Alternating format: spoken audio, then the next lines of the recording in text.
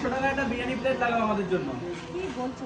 100 টাকা দিয়ে খাবে তুমি আমার কাছে? হ্যাঁ 100 টাকায় তো বিরিয়ানি সব জায়গায়। কি বলছো নাকি? আমার কাছে মাত্র 30 টাকা করে বিরিয়ানি, তাও চিকেন বিরিয়ানি, আলু দিয়ে স্যালাড, তুমি বলছো 100 টাকা? আরে বাবা তাহলে তো পয়সা ফেরত পাবো এখানে আমি। 70 টাকা তুমি ফেরত দেবে, 70 টাকা।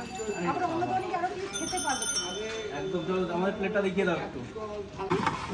তোমার আলাদিনের চিরাগ শুনলাম। আচ্ছা আলাদিনের চিরাগ, মানে 30 টাকার চিকেন বিরিয়ানির হাড়ি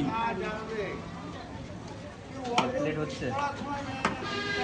আমার একদম পুরো সাদা মাটা। তো অন্য রকমের হ্যাঁ, টেস্ট। আমার বিরিয়ানিতে কোনো কালার থাকবে না। কোনো কালার নাই তাই তো? কারণ আমাদের সব বাচ্চা খায়।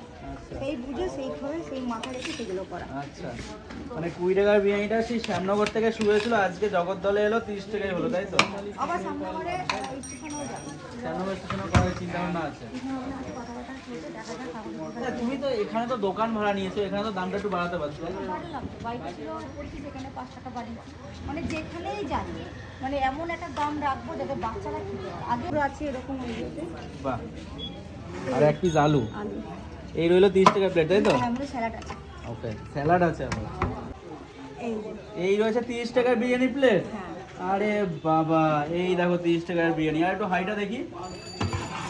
এই রয়েছে হাঁড়ি, দেখো বিরিয়ানি মনে হচ্ছে না কিন্তু 30 টাকা।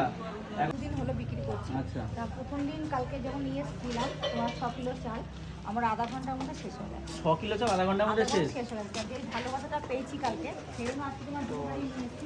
এই এক হাঁড়ি আর এই আমাদের অর্ধেক শেষ হয়ে এলো। বাহ।